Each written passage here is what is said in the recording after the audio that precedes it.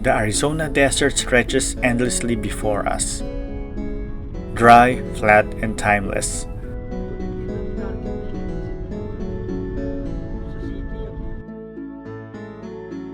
But hidden among the sand-baked plains lies one of Earth's most dramatic reminders of its cosmic vulnerability, the Meteor Crater.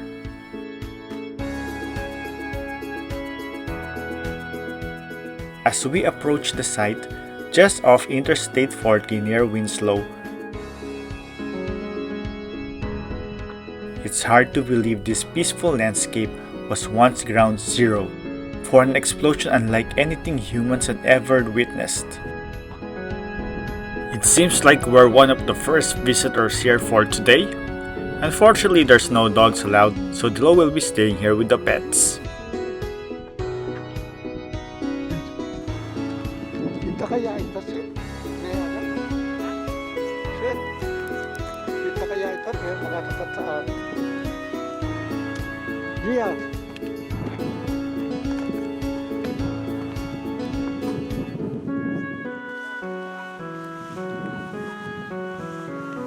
Hey guys, today we are here at Meteor Crater Natural Landmark here in Arizona. This is mostly science stuff. I don't have a lot of knowledge about that, so we're gonna go along with the exhibits inside. Okay, let's go! The visitor center itself is perched right on the crater's rim.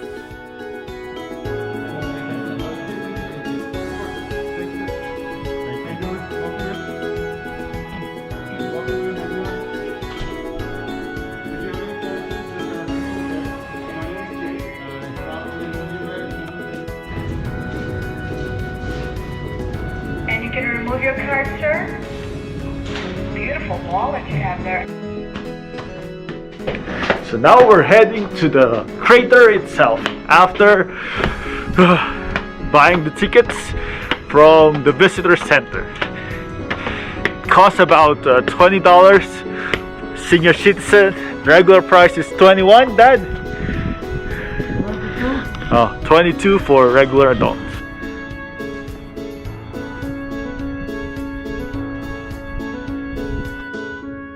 From here, we'll explore not only this massive geological wonder, but the incredible story of how it was formed, discovered, and studied.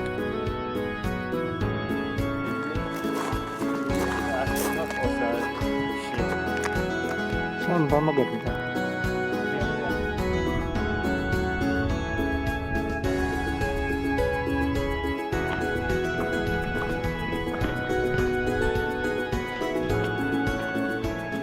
Inside the Meteor Crater Visitor Center brings the science of impacts to life.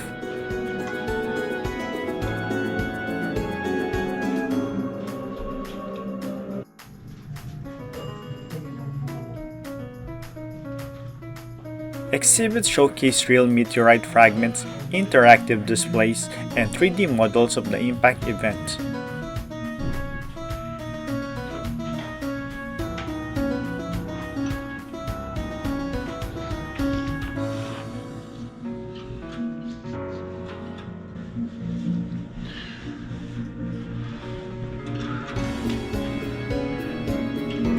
Pasok ba sa theater pa? Ano meron sa theater? Okay, yun naman siguro. Kaya gusto yun.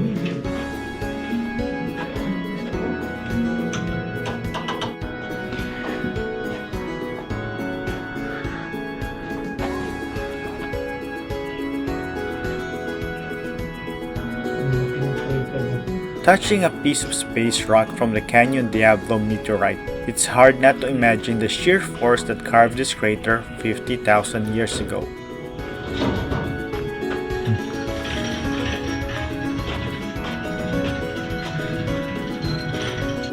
During the Pleistocene epoch, when this area was cool, damp grassland dotted with mammoths and giant ground sloths. Then, a nickel-iron meteorite about 160 feet wide entered the atmosphere at roughly 29,000 miles per hour. Within seconds, it vaporized on impact, unleashing energy equal to 10 million tons of TNT, enough to destroy a modern city. The explosion blasted out a mile-wide crater, 600 feet deep, and flung millions of tons of rocks across the desert.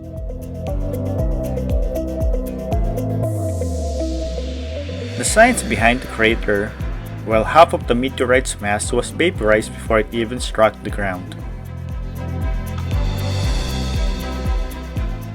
What remained disintegrated instantly, leaving only fragments scattered across the surrounding plains. These fragments, known as Canyon Diablo meteorites, help confirm the crater's extraterrestrial origin. Over tens of thousands of years, wind and rain slowly eroded the crater's rim, lowering it about 60 feet, while sediment filled the basin with nearly 100 feet of debris. Yet thanks to Arizona's dry climate, the crater remains remarkably preserved, one of the best kept impact sites anywhere on Earth. The shock of impact melted and spread through the large plume of debris. It took just 10 seconds and Meteor Crater was formed.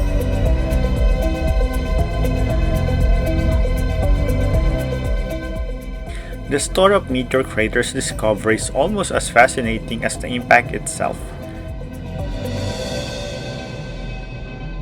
In the late 1800s, settlers traveling through northern Arizona came across this massive hole in the desert.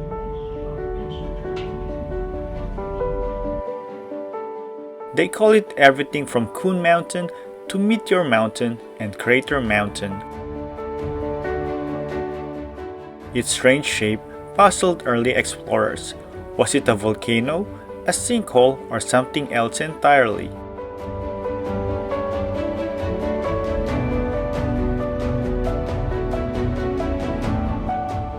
In 1891, mineralogist Albert E. Foote presented the first scientific study of meteorites from the area.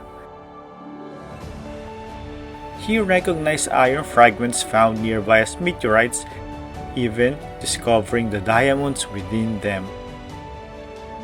His research introduced Meteor Crater to the scientific world.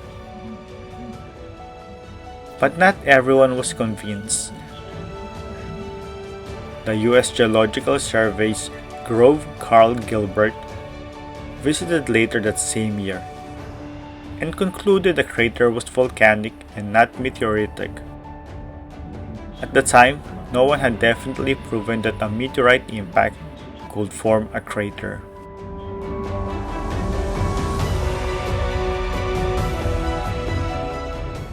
Then came Daniel Murillo Barringer, a mining engineer who dared to challenge conventional thinking. Convinced that a massive iron meteorite was buried beneath the crater floor, Barringer bought the land and staked mining claims in the early 1900s.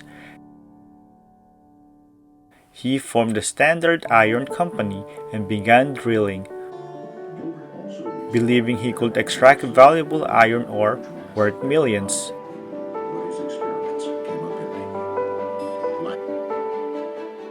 For 27 years, Barringer searched the meteorite that wasn't there.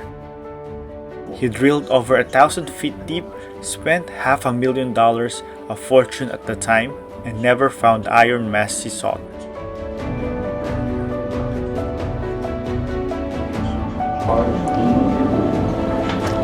Ito na pala yun. This is the crater. Kalaki, oh.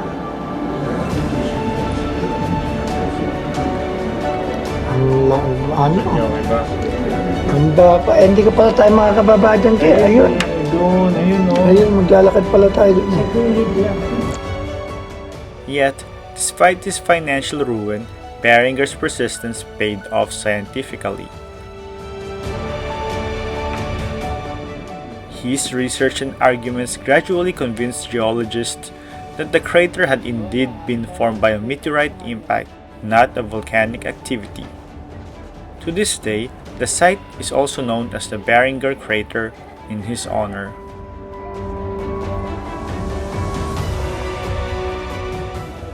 Decades later, in the 1930s, another pioneer arrived, Harvey Nininger, a teacher turned meteoritist Yan yung green. who reignited public interest in space rocks. He founded the American Meteorite Museum along Old Route 66, just miles from the crater.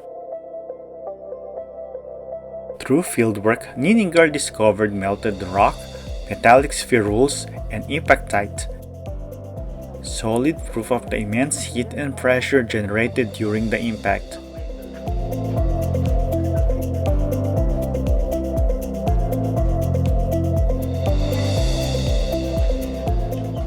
Nininger's efforts helped establish meteorite science as a legitimate field of study and inspired generations of researchers who would continue to unlock the crater's secrets. Then in the 1960s, geologist Eugene Shoemaker revolutionized our understanding of Meteor Crater and planetary science itself. Shoemaker and his colleague Edward Chow discovered rare minerals here, coesite and stishovite, high-pressure forms of quartz that can only form under extreme impact conditions. Their discovery provided undeniable evidence that Meteor Crater was caused by a cosmic collision, not volcanism. Shoemaker later trained Apollo astronauts here, using Meteor Crater as a natural classroom to study impact geology, preparing them to recognize similar features on the Moon.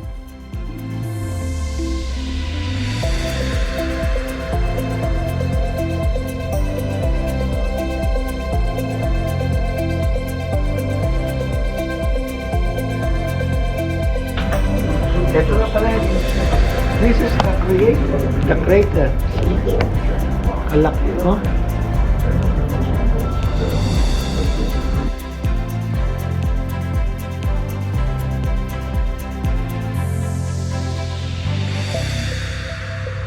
Finally, we step outside to the viewing platform, and the full scale of the crater takes our breath away.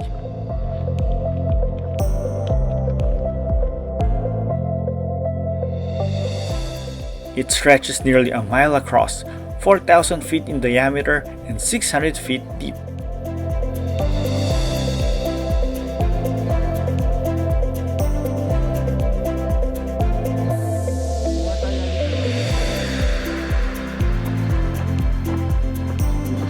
Meteor Crater. You could fit 20 football fields here. And the Washington Monument will barely rise above the rim. So guys, this is the Meteor Crater right here.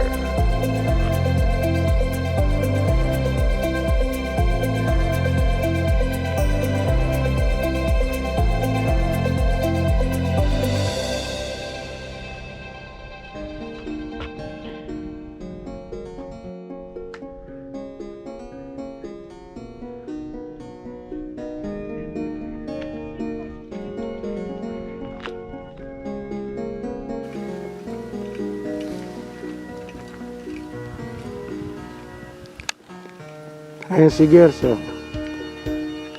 Tinitingnan ng craters. Standing here, it's easy to imagine the blinding flash, the shockwave, and the instant transformation of this land. A collision that shook the very bones of the earth.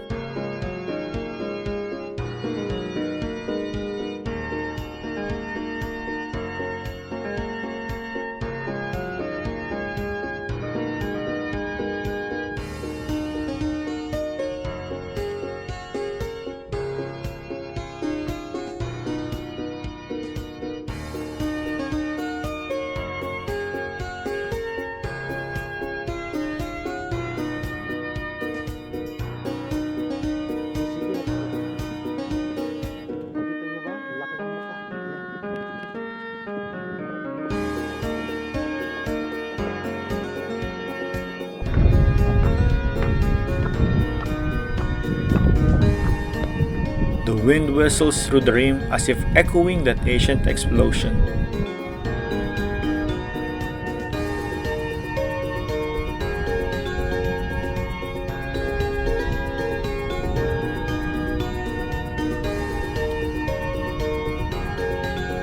And hey, we can see the law and the dogs from here. They're so far away.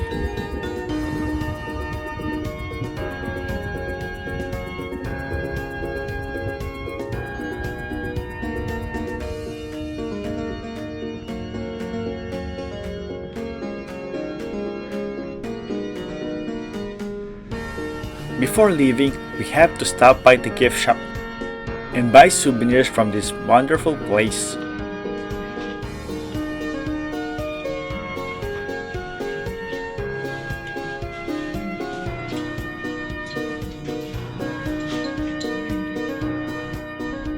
Meteor Crater is more than a geological wonder.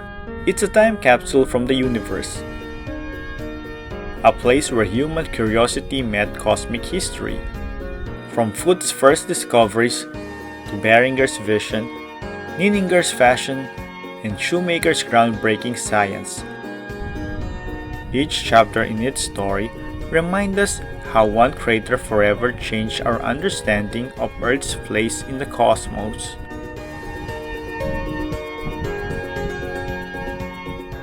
A silent monument to a moment when a visitor from the stars struck our planet with an unimaginable force. Meteor Crater, Arizona's giant from the sky.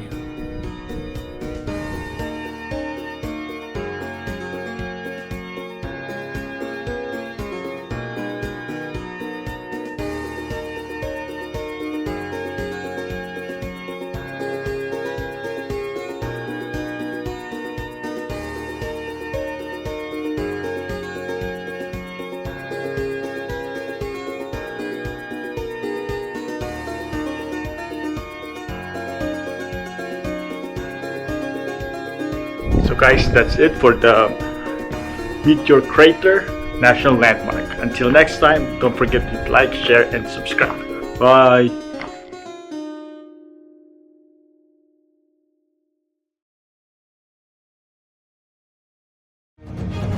If you like our videos, please click thumbs up for like. Hit the bell to subscribe! Please comment. And don't forget to share!